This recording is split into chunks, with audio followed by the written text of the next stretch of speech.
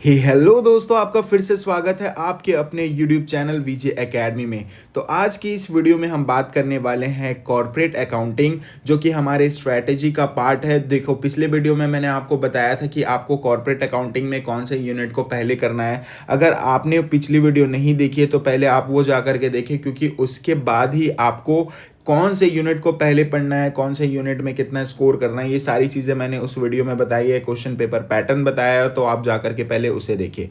देखिए, अभी हम इस वीडियो में जो है अपने स्ट्रैटेजी का पार्ट जो है प्ले करने वाले हैं। सबसे पहले हम यूनिट नंबर 3 करने वाले हैं कॉर्पोरेट अकाउंटिंग का, जो कि है accounting for amalgamation internal reconstruction. देखिए, ये यूनिट मैं सबसे पहले क्यों करा रहा हूँ, क्योंकि हमारे स्ट्रैटेजी के पार्ट में हमने ये डिस्कस किया था कि जो यूनिट सबसे ज़्यादा ईजी होगा हम उसे करेंगे। और देखो, ये आपने पहले कभी पढ़ा नहीं है, अमलगमेशन इंटरनल रिकंस्ट्रक्शन आपने पहले कभी पढ़ा नहीं है।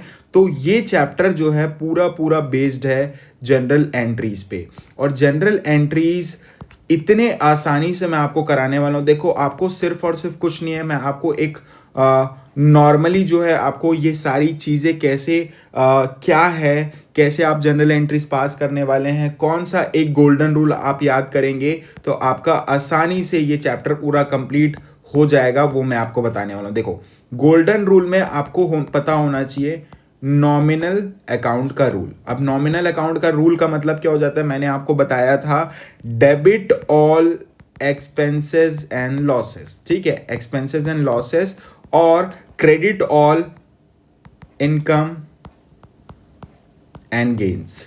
तो ये आपको बस मालूम होना चाहिए। देखो, अभी ये क्यों मैंने आपको बताया है, वो सारी चीज़ें हम इस वीडियो में डिस्कस करने वाले हैं। तो चलिए, सबसे पहले हम लोग इस चैप्टर के बारे में थोड़ा डिस्कस करते हैं। ये इंटरनल रिकंस्ट्रक्शन है क्या, रिकंस्ट्रक्शन क्या है, ये सारी चीज़ें हम इस वीडियो में डिस्कस करने वाले। देखिए, जब कभी भी अगर आप मान के चलो आपको एग्जाम में पूछता है इंटरनल रिकंस्ट्रक्शन या रिकंस्ट्रक्शन के बारे में, तो थ्योरी में आप कैसे लिखेंगे वो मैं आपको बताने वाला हूँ, प्लस प्रैक्टिकल क्वेश्चंस भी हम इस वीडियो पे कवर करेंगे। ठीक है, चलिए देखिए, रिकंस्ट्रक्शन का मतलब होता है reorganisation of financial structure of a company.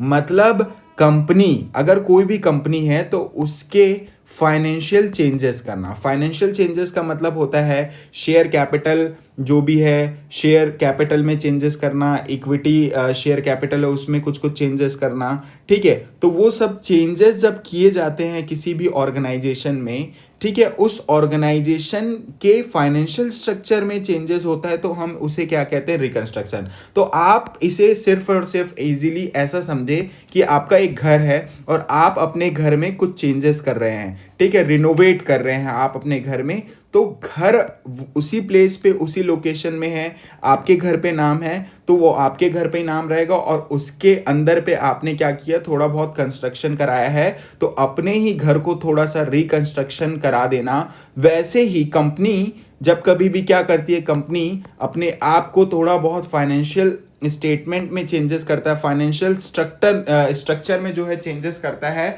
तो उसे हम कहते हैं रिकंस्ट्रक्शन। ठीक है, तो अभी कॉर्पोरेट अकाउंटिंग में हम जो रिकंस्ट्रक्शन पढ़ रहे हैं वो कंपनी के बारे में, कंपनी कैसे अपने फाइनेंशियल स्ट्रक्चर को चेंज करता है, उसे जो है हम कहते हैं आपका रिकंस्ट्रक्शन। देखिए, अब रिकंस्ट्रक्शन जो होता है वो दो टाइप का होता है। एक होता है आपका इंटरनल रिकंस्ट्रक्शन, एक होता है आपका एक्सटर्नल रिकंस्ट्रक्शन। और हमारे सिलेबस के पार्ट में हमें सिर्फ और सिर्फ क्या करना है, इंटरनल रिकंस्ट्रक्शन पढ़ना है, और हमारे सिलेबस का पार्ट क्या नहीं है, एक्सटर्नल रिकंस्ट्रक्शन नहीं है। लेकिन थ्योरी पॉइंट ऑफ व्यू से ये इंपॉर्टेंट है कि आपको दोनों मालूम होना चाहिए, क्या होता है इंटरनल रिकंस्ट्रक्शन और क्या होता है एक्सटर्नल रिकंस्ट्रक्शन। क्योंकि देखिए, आपको पूछता है एग्जाम में, थ्योरी में आपको पूछेगा कि क्या होता है एक्सटर्नल रिकंस्ट्रक्शन, तो वहां पे आप इजीली क्या कर सको, उसे एक्सप्लेन कर पाओ। अब देखिए, इंटरनल रिकंस्ट्रक्शन को मैं आपको सबसे पहले यहां पे ये बता देता हूं। सपोज मान के चलते हैं कि ABC लिमिटेड है, और ABC लिमिटेड ने अपने कंपनी में कुछ चेंजेस करा। क्या चेंजेस किया, फाइनेंशियल चेंजेस किया, यानी कि फाइनेंशियल स्ट्रक्चर में थोड़े बहुत चेंजेस किए। पहले भी ये कंपनी का नाम था ABC लिमिटेड, और थोड़ा बहुत चेंजेस करने के बाद ये कंपनी का नाम अभी भी क्या है, ABC लिमिटेड है। तो इस कंपनी के नाम पे कोई भी चेंजेस नहीं आया, इसे हम कहते हैं इंटरनल रिकंस्ट्रक्शन। देखो, नाइदर लिक्विडेशन और formation of a new company, company पहले भी एबीसी लिमिटेड थी और अभी भी एबीसी लिमिटेड है, रिकंस्ट्रक्शन के बाद भी, फाइनेंशियल चेंजेस के बाद भी कंपनी का नाम वही है और पहले भी वही था और अभी भी यही है। तो ना तो कंपनी लिक्विडेट हुई, इसका मतलब कंपनी ना तो बंद हुई और ना ही कोई नई कंपनी फॉर्म हुई, इसे ही हम कहेंगे इंटरनल रिकंस्ट्रक्शन। लेकिन अगर आप एक्सटर्नल रिकंस्ट्रक्शन में देखेंगे तो एक्सटर्नल रिकंस्ट्रक्शन में दो है, एब्जॉर्प्शन रहता है और आपका दूसरा रहता है अमलगमेशन। अब इसमें क्या रहता है, देखो, एक जो नई कंपनी अभी अभी उभर रही है, एक नई कंपनी अभी अभी स्टार्ट हुआ था, लेकिन जो पुरानी कंपनी है उसको ये डर है कि ये नई कंपनी जो है इसे कॉम्पीट ना कर दे, एक टाइम ऐसा ना आ जाए कि ये पुरानी कंपनी को जो है बंद होना पड़ जाए। तो जो पुरानी कंपनी है, ओल्ड प्लेयर्स हैं, वो नए कंपनी को परचेज कर लेते हैं, एब्जॉर्व कर लेते हैं, यानी कि उनको क्या कर लेते हैं, एक्वायर कर लेते हैं, खरीद लेते हैं। तो ये क्या कहलाता है, आपका एब्जॉर्प्शन।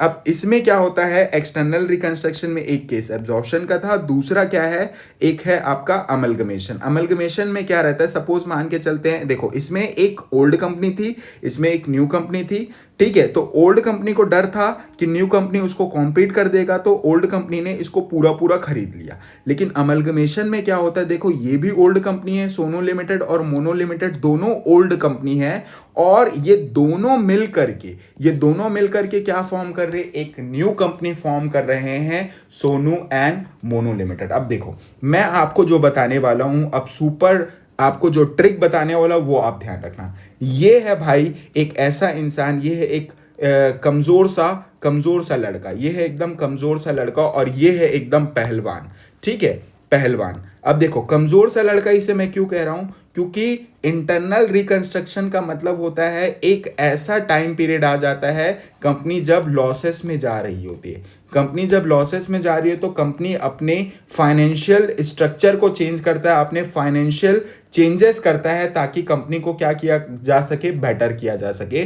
तो ये एक कमजोर लड़के की बात हुई, ठीक है, कमजोर लड़के की बात हुई, यानी कि जब कंपनी लॉसेस में जा रहा था, ठीक है। लेकिन अगर हम बात करें कंपनी प्रॉफिट्स बना रहा होता है, कंपनी बहुत अच्छे फाइनेंशियल पोजीशन में है, बहुत अच्छे से काम कर रहा है, तो उन लोग और पैसे कमाने की भूख होती है और पैसा ज़्यादा कमाना चाहते हैं और ज़्यादा प्रॉफिट बनाना चाहते हैं। तो यहाँ पे हम कहेंगे इसे एब्जॉर्प्शन और या फिर अमलगमेशन। ऐसा क्यों, ऐसा मैं कह रहा हूँ आपको, देखो क्योंकि दो कंपनी मिल करके, देखो एक कंपनी ने और एक कंपनी खरीद लिया तो भाई प्रॉफिट कमा रहा होगा तभी तो वो कंपनी परचेज कर पाएगा, है ना। और दूसरा क्या रहेगा, एक दूसरे के साथ मिल करके वो और ज्यादा प्रॉफिट बनाने की कोशिश करेंगे।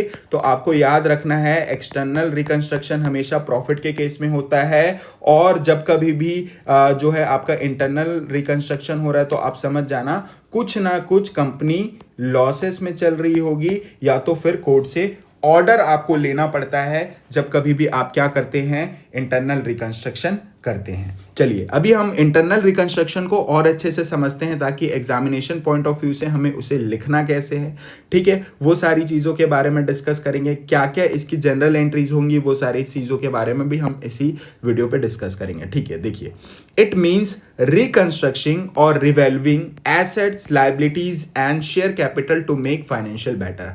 अभी थोड़ी देर पहले मैंने आपको बताया था कि जो भी कंपनी लॉसेस में जा रही होती है वो अपने फाइनेंशियल को बेटर करने के लिए अपने एसेट्स को, अपने लाइबिलिटीज को रिवैल्यू करती है, और अपने शेयर कैपिटल को क्या करता है, शेयर कैपिटल में भी हम कुछ चेंजेस करते हैं ताकि हम अपनी कंपनी को क्या कर सके, रिवैल्यू करके अपने फाइनेंशियल को बेटर कर सके, ठीक है। ये अगर आप कर रहे हैं अपने कोई भी कंपनी में इंटरनल रिकंस्ट्रक्शन कर रहे हैं, तो आपने जब कभी भी इंटरनल रिकंस्ट्रक्शन कर रहे हैं तो आप अपने मर्जी से नहीं करेंगे, आपको सबसे पहले जो है कोर्ट से अप्रूवल लेना पड़ेगा, और ये अप्रूवल जो है कंपलसरी है इंटरनल रिकंस्ट्रक्शन के केस में। लेकिन अगर आप एक्सटर्नल रिकंस्ट्रक्शन कर रहे हैं तो आपको कोर्ट से अप्रूवल लेने की कोई भी ज़रूरत नहीं है। ये सिर्फ और सिर्फ किस में होता है, इंटरनल रिकंस्ट्रक्शन में आपको कोर्ट से अप्रूवल लेना पड़ता है, ये कंपलसरी है, ठीक है। अब देखिए यहाँ पे मैं आपको समझाता हूँ।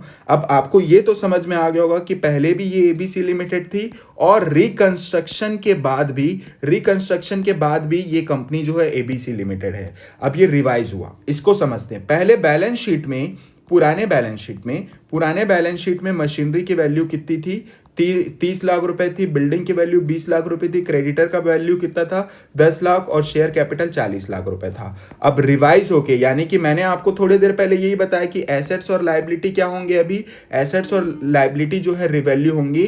तो रिवाइज होने के बाद देखो, आप देख सकते हो कि मशीन की वैल्यू जब रिवाइज हुई तो यहाँ पे 5 लाख रुपए का क्या हो गया, 5 लाख रुपए का मशीनरी का वैल्यू हो गया, जो कि पहले 30 लाख हुआ करता था। उसके बाद बिल्डिंग में भी ऐसे ही क्या होगी, उसकी वैल्यू भी थोड़ा सा डेप्रिशिएट होकर के अगर आपको दिख रहा होगा तो ये रिवाइज हो रहा है। इसका मतलब क्या हो जा रहा है कि कंपनी अपने, क्योंकि मैंने आपको बताया था कंपनी यहाँ पे लिक्विडेट होती है, या तो फिर क्या होती है, कंपनी लिक्विडेट होती है या तो फिर वो क्या करते हैं, अपना न्यू कंपनी फॉर्म कर लेते हैं। ठीक है, ये कहलाता है आपका इंटरनल रिकंस्ट्रक्शन।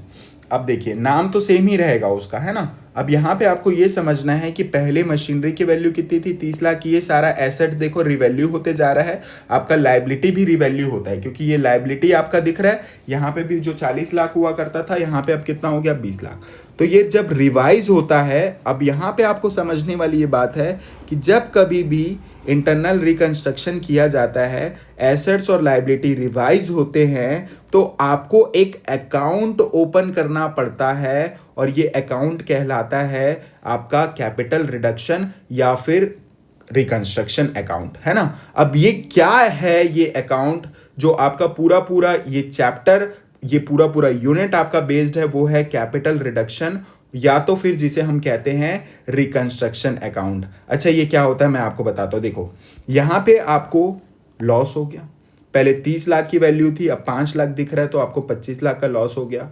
ठीक है, कहीं पे आपको फायदा भी हो सकता है। तो जो भी आपको प्रॉफिट या तो फिर लॉस होगा, प्रॉफिट या तो फिर लॉस होगा, तो वो प्रॉफिट और लॉस को हम लोग कहाँ पे रिकॉर्ड करेंगे, आपके कैपिटल रिडक्शन अकाउंट में, जिसे हम रिकंस्ट्रक्शन अकाउंट भी कहते हैं। तो उसका जो भी बैलेंस आएगा, उसका जो भी बैलेंस आएगा वो कैपिटल रिजर्व में जाएगा। चलिए मैं आपको बताता हूँ ये कैपिटल रिजर्व में क्यों जाएगा, वो आपको मैं बता देता हूँ। आपको समझ में आना चाहिए ये चीज़, क्योंकि ये बहुत ही ज़्यादा इंपॉर्टेंट है। देखो हर बार जो है आप इंटरनल रिकंस्ट्रक्शन नहीं करते हैं। इंटरनल रिकंस्ट्रक्शन तभी आप करते हैं, कैसे, ये रिकरिंग नेचर का नहीं होता है, ये रिकरिंग नेचर का नहीं है। और ये कौन से नेचर का है, कैपिटल नेचर का है। तो कैपिटल नेचर का जब है तो हम इसके लिए क्या करते हैं, इसके जो भी बैलेंसेस होते हैं हम इसके कहाँ पे ट्रांसफ़र कर देते हैं, कैपिटल रिजर्व में ट्रांसफ़र कर देते हैं। ठीक है, चलिए अब हम लोग देखते हैं जनरल एंट्रीज। ठीक है, तो जनरल एंट्री जो है वो है बहुत इंपॉर्टेंट है। जनरल एंट्रीज के बारे में भी डिस्कस करते हैं, क्योंकि आप यहीं से आपकी अंडरस्टैंडिंग अच्छी होगी, और आपकी अगर जनरल एंट्री अच्छी है तो ये चैप्टर आपसे बहुत इजीली, सुपर्ब, एकदम ज़्यादा ही इजीली बनने वाला है। चलिए सबसे पहला जो है हम जनरल एंट्री, मैं सारी चीज़ें आपको समझाऊंगा, पहला जनरल एंट्री समझते हैं। देखो यहाँ पे पहले 30 लाख था और ये डिक्रीज होकर के कितना हो गया, 50 लाख हो गया। तो यहाँ पे देखो फॉर डिक्रीज इन एसेट, जब कभी भी आपका एसेट डिक्रीज हो रहा है, तो एसेट अगर डिक्रीज हो रहा है तो आपको क्या करना पड़ेगा, कैपिटल रिडक्शन अकाउंट को डेबिट करना पड़ेगा टू एसेट। अब देखो आपको ये समझ नहीं आ रहा हो तो मैं आपको बता देता हूँ कि इसको कैसे समझना है। आपने पढ़ा तो होगा बेटा बचपन में कि जब कभी भी एसेट डिक्रीज होता है, डिक्रीज इन एसेट क्या करते हैं, हम उसे क्रेडिट करते हैं। चलो आपको थोड़ी देर पहले मैंने ये बताया था कि जब कभी भी प्रॉफिट होता है, debit all expenses and losses and credit all income and gains. तो प्रॉफिट को अपन गेन बोलते हैं, तो इसे क्या क्रेडिट कर दोगे रूल के हिसाब से, और जो भी लॉसेस होंगे उसे आप क्या कर दोगे, डेबिट कर दोगे। तो आपको लॉसेस को रिप्लेस कर देना है कैपिटल रिडक्शन से। ठीक है, जहाँ पे भी लॉसेस डेबिट हो रहा है कैपिटल रिडक्शन लिख दो, और प्रॉफिट आ रहा है तो प्रॉफिट और लॉस के जगह पे आपको क्या लिखना है, सिर्फ और सिर्फ ये याद रखना, कैपिटल रिडक्शन लिखना है।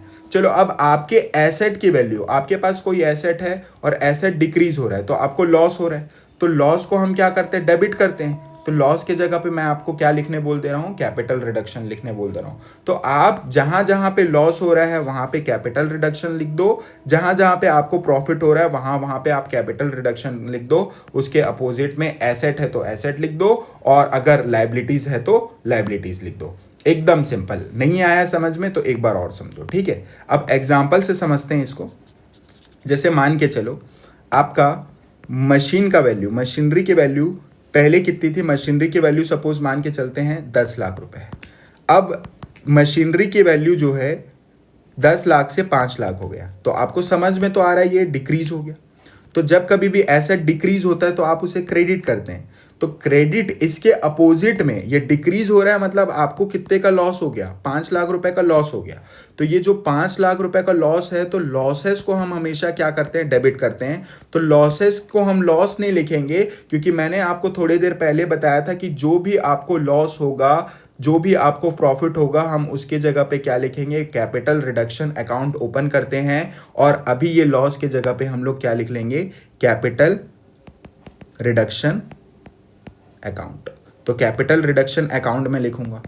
तो डेबिट करना है मुझे, तो मैं डेबिट को किसको कर दूंगा, कैपिटल रिडक्शन अकाउंट को मैं यहाँ पे क्या कर दूंगा, डेबिट कर दूंगा। सेम उसका अपोजिट हो जाएगा, आपको प्रॉफिट हो रहा है तो प्रॉफिट क्या करते हैं, प्रॉफिट को हम लोग क्या करते हैं, क्रेडिट करते हैं। तो प्रॉफिट को अगर हम लोग क्रेडिट करते हैं तो प्रॉफिट के जगह पे हम लोग प्रॉफिट नहीं लिखेंगे, प्रॉफिट का नाम चेंज हो करके हम कौन सा अकाउंट ओपन किए थे अभी, कैपिटल रिडक्शन अकाउंट। तो कैपिटल रिडक्शन अकाउंट हम लोग यहाँ पे लिख देंगे। ठीक है, उसके बाद फॉर इंक्रीज इन लायबिलिटी है। इंक्रीज इन लायबिलिटी है मतलब यहाँ पे लायबिलिटी, जब कर्जा आपका बढ़ेगा तो फिर आपको क्या होगा, लॉस होगा। तो लॉस होगा तो लॉस के जगह पे हम लॉस नहीं लिखेंगे, क्योंकि अभी थोड़ी देर पहले मैंने बताया था आपने कैपिटल रिडक्शन अकाउंट ओपन किया है, तो लॉस के जगह पे आप कैपिटल रिडक्शन अकाउंट लिख देंगे। और उसके अपोजिट में आप क्या लिख देंगे, लायबिलिटीज। और आपको भी मालूम है जब कभी भी लायबिलिटी इंक्रीज होता है तो आप उसे क्या करते हो, क्रेडिट करते हो।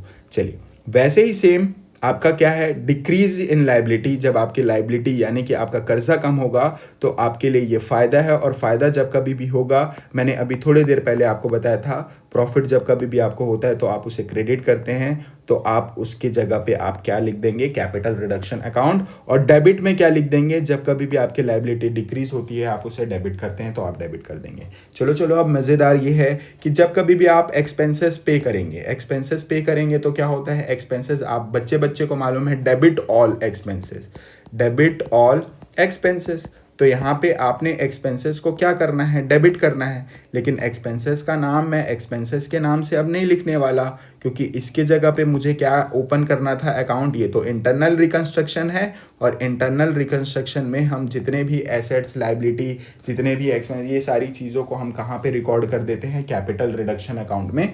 तो ये आपका यहाँ पे आ जाएगा कैपिटल रिडक्शन अकाउंट। और आपके पास से मित्र मेरे क्या जा रहा है, आपके पास से कैश जा रहा है, या तो फिर आप फ़ोन पे कर दिए, आपके पास से पैसे चले गए तो आप क्या कर दिए, टू बैंक लिख दिए। ठीक है, ये आपको समझ में आ गया होगा। चलिए अब हम लोग बात करते हैं पेमेंट टू अनरिकॉर्डेड लायबिलिटी। अब यहाँ पे आपको लॉस हुआ। अनरिकॉर्डेड लायबिलिटी का मतलब लायबिलिटी वैसे भी रिकॉर्ड नहीं था, तो वो लायबिलिटी का अकाउंट हमको क्लोज करने की ज़रूरत है भी नहीं, क्योंकि जब ओपन हुआ ही नहीं तो हम क्लोज क्यों करेंगे उसको, है ना। तो हम सीधा क्या कर देंगे, जो लॉस हुआ है उस लॉस का नाम क्या आ जाएगा, कैपिटल रिडक्शन। और हमारे पास से पैसा गया तो पैसा हम लिख दिए यहाँ पे। ठीक है, चलो अब यहाँ पे कैंसिलेशन ऑफ क्या लिखा हुआ है, अनरिकॉर्डेड लायबिलिटी। एकदम सिंपली आपको अगर मैं समझाऊं, कैंसिलेशन ऑफ अनरिकॉर्डेड लायबिलिटी। तो एक लायबिलिटी को रिकॉर्ड करो। सपोज मान के चलते हैं आप बैंक से लोन लो, तो बैंक से लोन लोगे तो बैंक अकाउंट डेबिटेड टू क्या आ जाएगा, बैंक लोन आ गया। ये एंट्री रिकॉर्ड नहीं हुआ था, तो मैं बोलता हूं कि रिकॉर्ड होता तो ये एंट्री पास होता। अब मैं पैसा पे कर दूंगा, बैंक को मैं पैसा पे करूंगा तो मेरा बैंक लोन क्या हो जाएगा, डेबिट हो जाएगा, टू बैंक आ जाएगा, है ना। या मान के चलो कैश आ जाएगा, तो मैंने अगर कैश दिया तो कैश आ गया। अब यहाँ पे क्या हुआ था, मैंने बैंक अकाउंट में पैसा दे दिया, चेक के थ्रू पेमेंट कर दिया मान के चलते, तो यहाँ पे अकाउंट ओपन किया था, अकाउंट क्लोज हुआ, अकाउंट ओपन हुआ था, अकाउंट क्लोज हुआ। तो इसकी कोई एंट्री हो रही है क्या, इसकी कोई एंट्री नहीं हो रही, इसलिए हम इसे क्या बोलेंगे, नो एंट्री। क्योंकि ये पहले भी रिकॉर्ड नहीं हुआ था तो इसकी कैंसिलेशन की भी एंट्री क्यों करना, रिकॉर्ड ही नहीं हुआ है तो कैंसिल क्यों करना भाई, है ना। अगर रिकॉर्ड होता तो कैंसिल करने के लिए एंट्री पास करना पड़ता, रिकॉर्ड ही नहीं हुआ है, ठीक है, तो हम उसे कैंसिल क्यों करेंगे। ठीक है, अब जितने भी, अब मैंने आपको तो बताया था इंटरनल रिकंस्ट्रक्शन जो है, लॉसेस में कंपनी जा रही है, फाइनेंशियल चेंजेस हो रहा है, तो उस केस में किया जाता है। तो जितने भी फिक्टिशियस एसेट होते हैं, है ना, एडवर्टीजमेंट, सस्पेंस अकाउंट, ऐसे बहुत सारे आपके फिक्टिशियस एसेट हैं, वो सारी चीज़ों को क्या किया जाता है, राइट ऑफ किया जाता है। और राइट ऑफ किया जाता है तो मैं आपको बताया था ना, राइट ऑफ करना मतलब आपके लिए लॉस है। और जब कभी भी लॉसेस होता है तो मेरे दोस्त आप उसे करते हैं डेबिट। और उसके अपोजिट में क्या लिख देंगे, जो भी एसेट है उसका नाम लिख देंगे, है ना। तो यहाँ पे ये आपका होता है। ये वीडियो में मैंने जो भी जनरल एंट्रीज बताई है वो आपको थोड़ा ध्यान से समझना है, एक बार और अच्छे से देख लीजिएगा, ठीक है। अगर कोई डाउट होता है कमेंट करो। इसके नेक्स्ट वीडियो पे हम स्टार्ट करने वाले हैं जो एग्जामिनेशन पॉइंट ऑफ व्यू से है, वो सारे क्वेश्चंस हम करेंगे लाइन बाय लाइन। तो आप हमारे चैनल के साथ बने रहे, लाइक करें, शेयर करें और सब्सक्राइब करें।